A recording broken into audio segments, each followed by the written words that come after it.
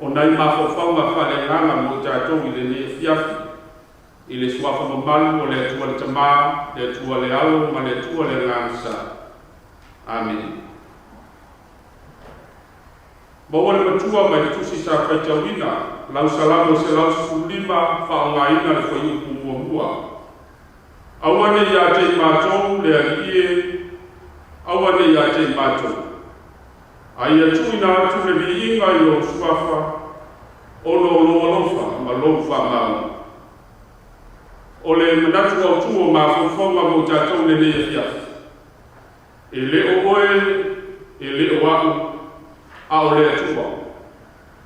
E le o oe, e le o au, a o le atua. Whai mai no o tutu a tasi Samoa, ma whaule vi o luna tangawai. O upu nei sai ai. Samoa tu lai ma sisi ia lau fua. O lo pale lea. Wa ai na te tu o lo angia mai. O le whailonga lea o Samoa o ma whai o le tautai. Whetu angia mai o le whailonga lea o Samoa wa ma whai o le tautai. Ma nei le vi ina whiwhiria e le atu. Pa mei wa wha ina I te tonu o le atu ua toa maonga. Pei tai e le mapu e lawa le tua lalo, ta mao le whakasa mai si whanua o le marua. Ma nei alo vi I Samoa. Ai pei e ise mea o ngalo, e ise mea o misi. Pai mai ta mao le Kalesia, o whea le tua. O whea le tua I tono le vi o lo tangara. Ua ngalo le tua. A whina ngalo iai le malo. Ave ese upu nai le whatonguanga o le vi o le atu. Ai tu iai upu nei. Samoa tu lai ma sisi ia la fua. O lo pale lea. Ma ai na te tu o lo angia mai. Le whaeroa lea o Yesu na maliu mo Samoa. Aua le ai uru tua nai tais. Aua le mawaula futi. Le anga I le oi. E le o au, a o le atu. Pa penale maua le fai Salamo, pe o na tātou fai tawina. Israelu le a inga o arona. Aua ne ngalo o le atua, sa fai ma fisoswani, sa fai ma tarita. Israelu e ma le a inga o aronae, a uma se ngā luenga wale ni, ia tātou fa peifu. Aua ne a te mātou le a i. Aua ne ia te mātou. Ai atu ina atu le vi inga I lo suafa o lo loa lofa, ma lofa mau. Mo le fai Salamo. E a fua manuia o le tangata ono o le atu. O le atua na te whaamaite, o le atua na te whaalotu tele le tangata. O le atua na te whaamarosi. O le atua fo'i e a fua ai o na tupu mea le nei lola. Ai an tangata. O le tangata ua na o se waa mai. Tangata ua na o se au auna e whaatino le whina ngalo o le atua. Pai mai le fai Salamo. O le atua e whamaoni o le atua e rofa e lewe mōkua e ami o tonu lava le atua. Le atua o le pesoasoa le sili ma le takitā mo Israelu ma le ainga o arona. Whatuatua la ia I le atua. Whamaoni I le atua, o la mata tau I le atua. Popo lenga leo le fai Salamo.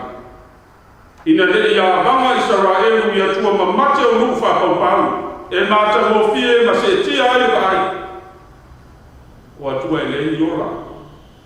E le whatusalia I le atua o Israelu.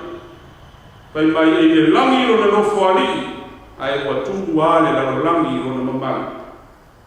Salamo se lausu lipa, o le Salamo vi inga o le atu. O vi inga o le atu e tau la mua i le a inga o arona o le aos tau lapa o Sarai.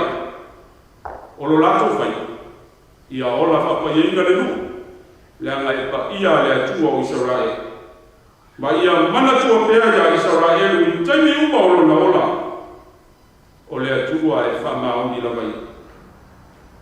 Samoa e ma lau wha fonga tātua I le E.F.K.S.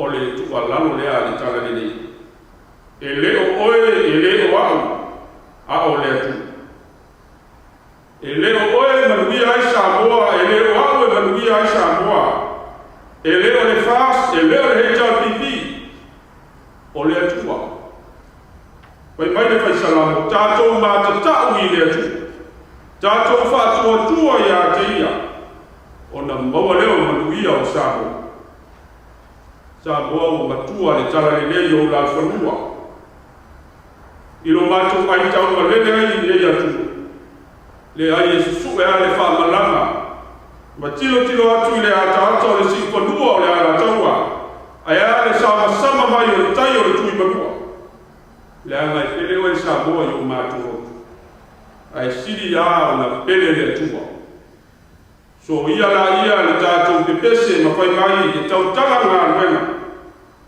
o a ngā ruenga e tau tala o ngā ruenga uma tātou te whai e le a kua o so tātou poto o so tātou marosi o ngā ruenga tātou te whai e mā fua o na lelei ma tau nuu i le manui o na ua whina ngā roa rofa i ai le atu e le te siringia le rofa tunoa o le atua e tai e te siringia lo tātou gola whatua tua e te ine ngalo ai le atua ia i tātou mo tātou whai e ta e le i ngalo ai tātua i le atua na ia awina mai e su ke misoro na alopele e totas na maliu ma toi tu manu manu ina ia le whanua se tasi e whatua tua ia te a ia maua le ola e whanua e le o oe e le o a o le atu.